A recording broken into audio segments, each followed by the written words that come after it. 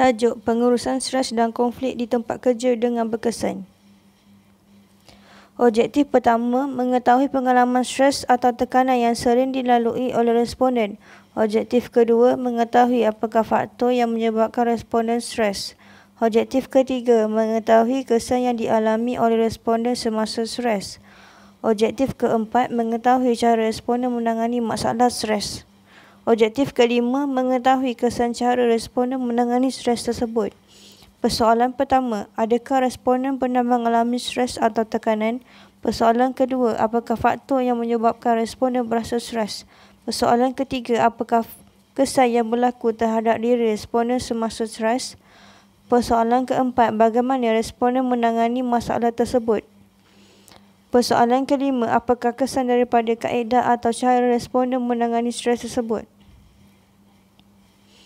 Pengenalan. Stres atau tekanan merupakan realiti yang tidak dapat dielakkan dalam persekitaran pekerjaan. Hal ini sangat membimbangkan kerana tenaga kerja akan menjejaskan produktiviti serta prestasi pekerja dalam sesebuah organisasi. Tekanan kerja ini berpunca daripada tanggungjawab atau beban yang perlu dipikul oleh seorang pekerja. Malah, tekanan kerja ini akan menjadi bertambah teruk apabila mereka tidak mendapat sokongan daripada rakan sejawat atau ketua dan tidak mempunyai kawalan terhadap punca tekanan. Selain itu, antara tanda-tanda seseorang itu mengalami tekanan ialah sakit kepala, tegang otot, cepat letih, sukar tidur, hilang selera makan dan sebagainya. Kesannya, individu akan hilang minat untuk bekerja, tidak hadir kerja, cepat marah dan sukar membuat sesuatu keputusan. Latar belakang syarikat. Syarikat Alam Flora Sendirian Berhad merupakan sebuah syarikat pengurusan alam sekitar Malaysia yang terlibat dalam pengurusan sisa dan bahan buangan pelupusan sisa pepejar yang didedikasikan untuk berkhidmat kepada komuniti untuk menguruskan dan mengurangkan sisa dengan kesan alam sekitar yang minimum. Alam Flora ini juga telah ditubuhkan pada tahun 1995 dan merupakan anak syarikat DRB Highcom Conglomerate Infrastruktur Malaysia. Syarikat Alam Flora ini juga mempunyai cawangan di seluruh Malaysia. Ia juga mempunyai kaki tangan daripada warga tempatan dan warga asing. Permasalahan. Yang pertama, skop kerja responden sebagai seorang kerani operasi yang membebankan tugas beliau untuk menyiapkan sesuatu tugasan dengan sempurna kerana melibatkan banyak tugas yang bukan bidang kerja responden. Yang kedua, kemasukan pekerja warga asing telah menimbulkan masalah komunikasi antara responden dengan mereka untuk menyelesaikan tugas dengan berkesan. Hal ini kerana pekerja warga asing tidak memahami segala arahan yang telah diberikan oleh responden mengenai tugas mereka. Yang ketiga, kekurangan staf di bahagian tempat operasi responden bekerja telah menyebabkan berlaku kesukaran untuk responden ke tandas kerana kemasukan lori tanpa henti dan setiap masa selama 24 jam. Keempat, peluang untuk bercuti raya hanya diberi 2 tahun sekali kepada setiap staf dan ini menyebabkan responden berasa tertekan dan kesal. Tujuan dan rasionalisasi. Tujuan kajian kes ini dijalankan adalah untuk mengetahui dan mengkaji apakah faktor-faktor yang menyebabkan responden mengalami stres dan tekanan di tempat kerja serta bagaimana responden menguruskan stres atau tekanan yang dialami di tempat kerja. Selain itu, penulis ingin mengetahui cara responden menangani stres dan apakah kesan yang dirasai oleh responden sewaktu mengalami stres. Di samping itu, penulis juga ingin melihat sejauh mana tahap kepuasan terhadap cara atau kaedah yang digunakan oleh responden untuk menangani stres tersebut. Teori Frederick Herzberg. Herzberg adalah orang pertama yang menerangkan tentang kepuasan dan ketidakpuasan pada pekerjaan melalui beberapa faktor yang berbeza. Kepuasan kerja merangkumi 2 faktor penting, iaitu faktor higien, merangkumi polisi organisasi dan pentadbiran, penyediaan, gaji, hubungan interpersonal dan suasana serta persekitaran kerja. Faktor motivasi, pekerja akan lebih produktif dan komited pada tugasan sekiranya kehendak dan keperluan pekerja dipenuhi. Teori dua faktor Herzberg. Faktor higien yang rendah akan menimbulkan ketidakpuasan kerja, manakala faktor motivator yang tinggi akan menimbulkan kepuasan kerja. Kajian kes. Kajian kes ini dijalankan secara sesi temu bual melalui atas talian dengan seorang pekerja kerani operasi. Kerangka soalan juga telah dibahagikan kepada 9 aspek dan direkod dalam bentuk verbatim.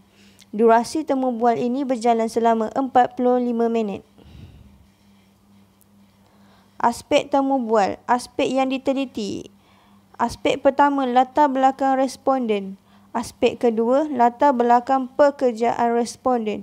Aspek ketiga, peranan utama responden dalam bidang pekerjaan tersebut. Aspek keempat, cabaran utama yang dilalui oleh responden semasa bekerja. Aspek kelima, pengalaman stres atau tekanan yang sering dilalui semasa bekerja. Aspek keenam, faktor-faktor stres atau tekanan yang dihadapi. Aspek ketujuh, kesan-kesan yang dirasai sewaktu mengalami stres atau tekanan. Aspek ke-8, cara responden menangani stres. Aspek ke-9, kesan cara menangani stres tersebut terhadap diri responden. Responden kajian. Aspek pertama, latar belakang responden. Nama Muhammad Hairul Hafizi bin Nordin, umur 27 tahun, jantina lelaki, bangsa Melayu, pekerjaan kerani operasi, tempat bekerja Alam Flora Sendirian Berhad. Tempoh berkhidmat 6 tahun. Tahap pengajian diploma, bidang pengajian pelancongan. Aspek kedua, latar belakang pekerjaan responden. Pekerjaan yang saya buat sekarang, saya bekerja di Alam Flora Sendirian Berhad sebagai kerani operasi dan telah berkhidmat di sini selama 6 tahun. Aspek ketiga, peranan utama responden dalam bidang pekerjaan tersebut. Tugas utama saya sebagai kerani operasi adalah untuk memastikan setiap data dan rekod keluar masuk lori diambil. Saya juga perlu memastikan setiap sampah yang masuk di dalam transfer station ini tidak tertakluk di bawah Akta Sampah Haram.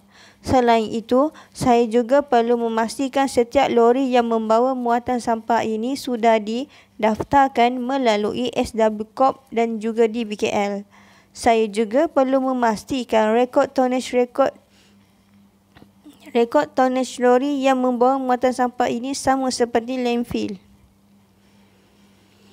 Aspek keempat, cabaran utama yang dilalui oleh responden semasa bekerja. Cabaran yang saya hadapi semasa bertugas adalah lack of communication antara kita dan juga pekerja pembersihan, iaitu pekerja foreigner yang dibawa masuk ke Malaysia. Ia adalah masalah utama apabila kita hendak memberikan arahan kepada mereka dan mereka tidak betul-betul memahami apa yang kita sampaikan. Itu adalah cabaran utama. Cabaran kedua yang saya hadapi ialah sukar untuk membuang air kencing dan besar kerana kemasukan lori yang banyak setiap hari dan setiap masa, dan operasi dijalankan selama 24 jam setiap hari selama setahun tanpa henti. Selain itu, cabaran ketiga yang saya hadapi adalah kesukaran untuk bercuti raya kerana diberikan 2 tahun sekali setiap orang mengikut staf yang ada. Aspek kelima, pengalaman stres atau tekanan yang sering dilalui semasa bekerja.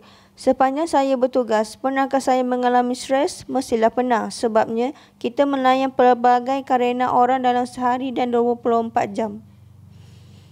Aspek keenam, faktor-faktor stres atau tekanan yang dihadapi. Faktor stres itu, yang pertamanya adalah kemasukan lori haram yang tidak berdaftar, dan yang kedua adalah dari segi orang kata communication antara kita dan juga pemandu lori disebabkan ada segelintir yang bukan warga tempatan.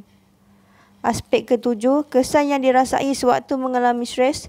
Kesan daripada saya, bila sesuatu perkara itu tidak dapat diselesaikan dengan baik, ia akan membuatkan saya kesal dan juga marah serta hilang mood untuk bekerja dalam waktu sementara itulah. Aspek ke-8, cara responden menangani stres. Cara saya menangani stres, kebiasaannya saya akan mendengar lagu. Apabila saya stres, jika waktu kerja saya akan dengar lagu, dan selepas itu saya akan cuba bersenam dan pastikan diri saya dalam keadaan cool, relax dan bertenang sebab saya tak nak ada gangguan kepada saya punya kesihatan.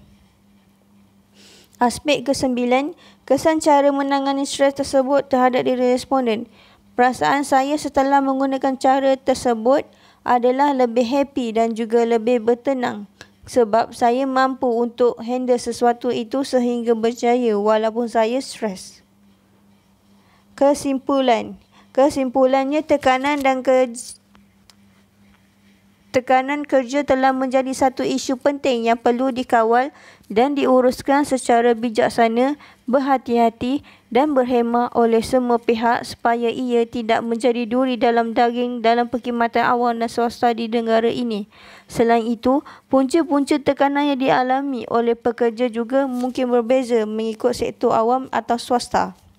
Walau bagaimanapun, kesan dari tekanan kerja yang sering dialami oleh kebanyakan pekerja ialah berbentuk distres.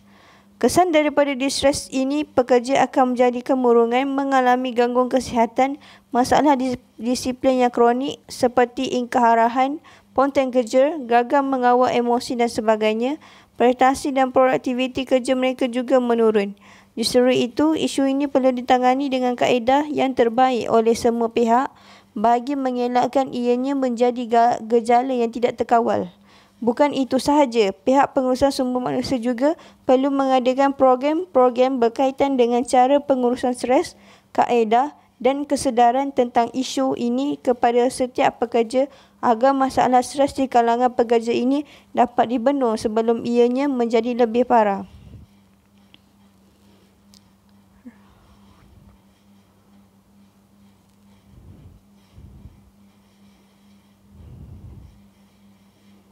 Sekian, terima kasih.